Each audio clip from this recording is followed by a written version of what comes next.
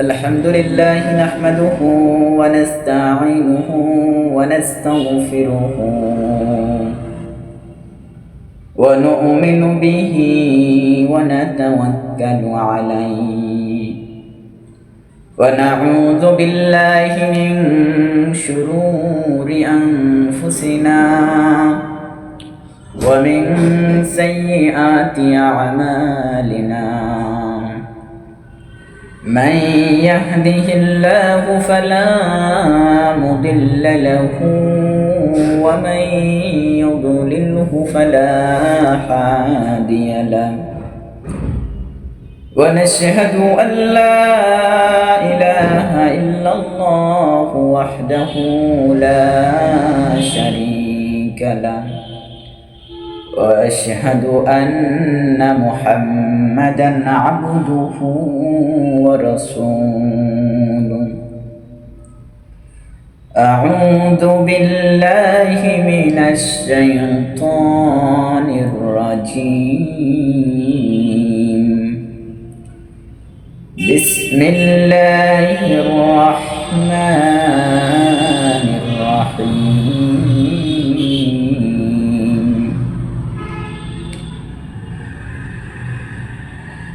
إذا زلزلت الأرض زلزالها. আলহামদুলিল্লাহ সমস্ত প্রশংসা সে মহান রব্বুল আলামিনের দরবারে, যিনি আমাদেরকে কিছু কথা বলা ও শুনবার তৌফিক দান করলেন। সে রব্বুল আলামিনের দরবারে শুকরিয়া আদায় করে বলে আলহামদুলিল্লাহ। সকলে আওয়াজ করে বলে আলহামদুলিল্লাহ। আল্লাহ তাআলা বলছেন, ইজা জুলজিলাতিল আরদু জিলজালাহা, যেদিন পৃথিবী তার ভূকম্পে কেঁপে উঠবে, যেদিন মাটি তার ভিতরে যা কিছু আছে তা ভূপৃষ্ঠে বাহির করে দিবেন। সেদিন কিসের দিন? ইয়াউমুল কিয়ামা, ইয়াউমুস সাআত, কিয়ামতের দিন।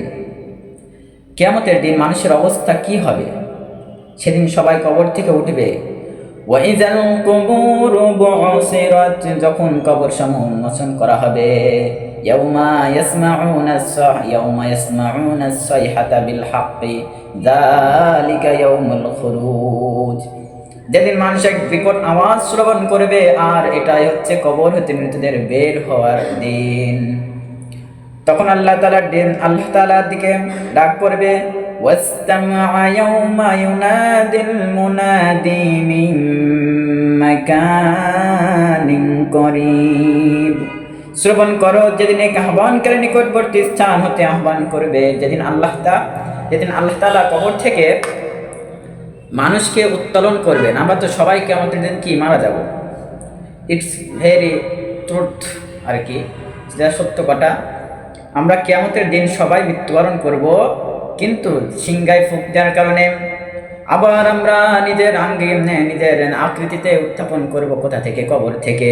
এটাই আল্লাহ তাআলা বোঝাচ্ছেন। ওয়াইজাল কুবুরু বুসিরাত, যখন কবর উন্মোচন করা হবে। ইয়াউমা ইয়াসমাউনা সাইহাতা বিল হাক্কি যালিকা ইয়াউমুল খুরুজ, যেদিন মানুষ এক বিকট আওয়াজ শ্রবণ করবে, আর এটাই হচ্ছে বের হওয়ার আওয়াজ। কি হওয়ার আওয়াজ? বের হওয়ার আওয়াজ, মানে কবর থেকে বের হওয়ার আওয়াজ। আল্লাহ তাআলা বলেন, সেদিন মুমিন বান্দা কি আমল করলো, বা কি সৎ কাজ করলো, বা কি মন্দ কাজ করলো, সেদিন দেখানো হবে। ফামান ইয়ামাল মিসকালা যাররাতিন খায়রান ইয়ারাহ, কোনো বান্দা যদি অনুপরিমাণ ভালো কাজ করে, নেক কাজ করে, তা সেদিন দেখানো হবে কিসের মাধ্যমে? বায়োস্কোপের মাধ্যমে, ডিজিটাল ক্যামেরা। আল্লাহ তাআলা প্রতিটা বান্দার উপর এমন একটি ক্যামেরা সেট করে রেখেছেন, যেদিন কিয়ামতের হবে, হিসাব নিকাশের দিন হবে, সেখান থেকে সেই মেমোরি কার্ডের মাধ্যমে আমাদের নাম বা আমাদের ছবি দ্বারা সেভ করা আছে। সেখান থেকে ক্লিক করার সাথে সাথে আমি আপনার জীবন বৃত্তান্ত সব ভিডিও করা রেকর্ড আছে, সেটা দেখা যাবে। আমি কি পরিমাণ ভালো কাজ করেছি আর কি পরিমাণ খারাপ কাজ করেছি, সেটাও সেদিন আমরা দেখতে পারবো, এবং সকলেই দেখতে পারবে। সেদিন কেমন লাগবে একটু বলুন তো? যে আমি আপনি দুনিয়াতে কি ভালো কাজ করেছি বা কি খারাপ কাজ করেছি সেদিন ক্যামেরার মাধ্যমে বা বায়োস্কোপের মাধ্যমে যেমন সিনেমা দেখে সেই রকম বড় পর্দার মাধ্যমে সকলেই দেখতে পারবো। সেখানে থাকবে কে? সেখানে থাকবে আমি থাকবো, আমার বাপ থাকবে, আমার দাদা থাকবে, আমার নানা থাকবে, আমার মা থাকবে, ভাই থাকবে, বোন থাকবে, সকলেই থাকবে। সেদিন সবার মাধ্যমে, সবার ভিতরে যেদিন আমার মুখোশ উন্মোচন করা হবে, আমি নেক কাজ করেছি কিনা, আমি মন্দ কাজ করেছি না, সেদিন সবাই দেখতে পারবে। সেদিন কেমন লাগবে একটু বলুন তো? যদি আপনি দুনিয়াতে এমন এক গোপন কাজ করেন যেটা সমাজের ভিতর দেখানো যায় না, এমন কাজ যদি আমি একটা বড় পর্দার মাধ্যমে অ্যানাউন্সমেন্ট করে যদি আমি সকলকে দেখাই, আপনার সম্মান, মান সম্মান কি মর্যাদা কি থাকবে? অবশ্যই থাকবে না। সেদিনও আল্লাহ তাআলা বলছেন, ফামান ইয়া'মাল মিসকালা যাররাতিন খায়রান ইয়ারা ওয়া মান ইয়া'মাল মিসকালা যাররাতিন শাররান ইয়ারা। তুমি যদি অনুপরিমাণ ভালো কাজ করো, সেটাও সেই ক্যামেরার মাধ্যমে বন্দি করা আছে, সেই ক্যামেরার ভিডিওর মাধ্যমে আপনাকে দেখানো হবে। এবং দুনিয়াতে যত মানুষ আছে কিয়ামতের দিন সবাই উত্তোলন হবে, সকলকেই দেখানো হবে তুমি কি কাজ করেছো। আর তুমি যদি কোনো খারাপ কাজ করে থাকো, ঘরের ভেতরে লাইট অফ করে দিলে এমন কোনো খারাপ কাজ তুমি করে থাকো, জিনা ব্যভিচার করে থাকো, সেদিনও ক্যামেরার মাধ্যমে তার ভিডিও রেকর্ড করা আছে, আর সেটা জনসম্মুখে দিন দেখানো হবে। সেদিন একটু ভাবুন তো আপনার চেহারাটা কেমন হবে, আপনার অবস্থাটা কেমন হবে, যেখানে স্বয়ং আল্লাহ তাআলা দেখছেন, ফেরেশতাগণ দেখছেন, জিনরা দেখছেন, ইনসানরা দেখছেন। সেই কিয়ামতের দিন আমাকে ফেস করতে হবে, আমাদের সম্মুখীন করতে হবে। এবং সেই জন্য আমরা যেন দুনিয়াতে ভালো ভালো কাজ করতে পারে এবং আল্লাহর ইবাদত করতে পারে। আল্লাহ তাআলা বলছেন, ওয়ামা খালাকতুল জিন্না ওয়াল ইনসা ইল্লা লিয়াবুদুন। আমি জিন এবং মানুষকে সৃষ্টি করেছি কিসের জন্য? তার ইবাদত করার জন্য, যে আমার ইবাদত করবে। আল্লাহ তাআলা ইবাদত করার জন্য আমাদেরকে সৃষ্টি করা হয়েছে।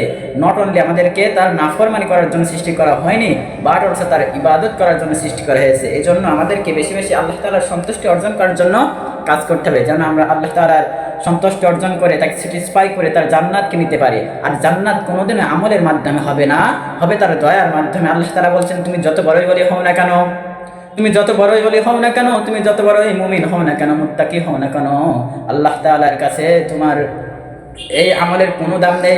আল্লাহ যদি তোমাকে দয়া না করে, তুমি কখনো পার হতে পারবা না, ঠিক কিনা?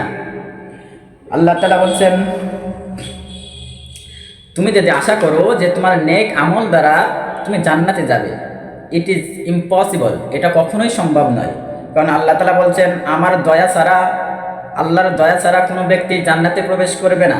সে যদি আল্লাহর ওলিও হোক না কেন, সে যদি সারা জীবন আমল বন্ধ করে, তার এমন একটি কাজ থাকে, ওই একটা কাজেই তার জাহান্নামে নিয়ে যাওয়ার জন্য যথেষ্ট। এই জন্য আমাদেরকে আল্লাহ তাআলার সন্তুষ্টি করতে হবে, রাজি খুশি রাখতে হবে, এবং তার থেকে যেন আমরা দয়া পাই সেই কাজ আমাদেরকে করতে হবে। তিনি যদি কিয়ামতের ময়দানে আমাদের উপর দয়া না করেন, আমাদের উপর রহম না করেন, আমাদের কারো সাধ্য নাই যে আমাদের ইবাদত দ্বারা, আমরা আল্লাহ তাআলার জান্নাত অর্জন করব। এই জন্য আমাদেরকে আল্লাহ তাআলার জান্নাত অর্জন করার জন্য যেমন সৎ কাজ করতে হবে, সেদিন যাতে আমরা তার কাছ থেকে দয়া ও রহমত পাই, এমন বিশ্বাস রাখতে হবে। আর এমন বিশ্বাস রাখতে হবে যেন আল্লাহ তাআলার দয়া ছাড়া আমরা জান্নাতে যেতে পারবো না। আমরা দুনিয়াতে কোনো দিন যেন তর্ক বিতর্ক করবো না যে না, আমি আমার ইবাদত দ্বারা জান্নাতে যাবো, এমন করাটা একেবারেই যুক্তিসম্মত নয়, বোকামি ছাড়া আর কিছুই নাই। কেননা তুমি যদি এমন কাজ করে থাকো, এমন মন্তব্য করে থাকো, তুমি কখনোই জান্নাতে যেতে পারবে না। আল্লাহ তাআলার দয়া একান্তই কাম্য আমাদের জন্য।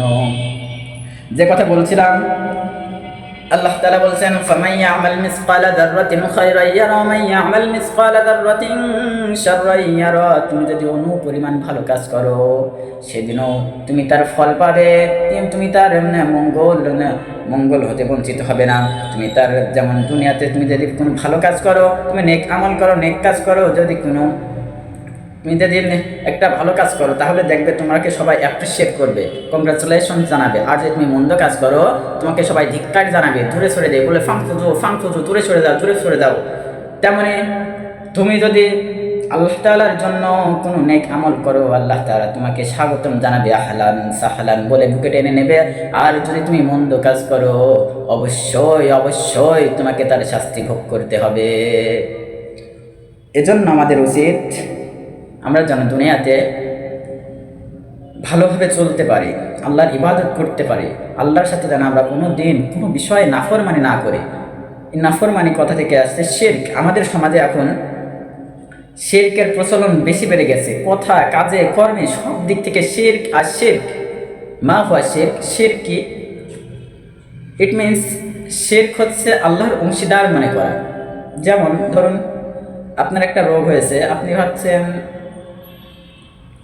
যে ডাক্তার কাছে গেলেন, ডাক্তার কাছে যাওয়ার পরে ডাক্তার আপনাকে চিকিৎসা করলো, চিকিৎসা করার ফলে আপনি সুস্থ হলেন। তখন আপনি ভাবছেন, তখন আপনি বলছেন, এক ফ্রেন্ড এসেছে আপনাকে দেখতে, আপনি বলছেন আমি যদি এই ডাক্তারের কাছে না আসতাম, আমি যদি এই ডাক্তারের কাছে না আসতাম তাহলে আমি কি মারা যেতাম বা আমি সুস্থ হতাম না। এমন কথা বলাও শিরক।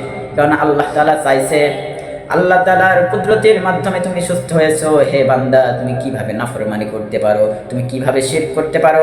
তুমি বলবে আল্লাহ তাআলার দয়ায়, আল্লাহ তাআলার রহমতে আমি সুস্থ, ডাক্তার তো ছিল মাত্র। এজন্য শিরক যেন আমাদের দ্বারাই না হয়। আর শিরক হলে আশিরকু লাযুলমুন আযীম, শিরক হচ্ছে মহা জুলুম। ইন্না শিরকু লাযুলমুন আযীম, নিশ্চয় শিরক হচ্ছে মহা জুলুম। কার সাথে? আল্লাহর সাথে। এজন্য আমরা যেন আল্লাহর সাথে শিরক না করি।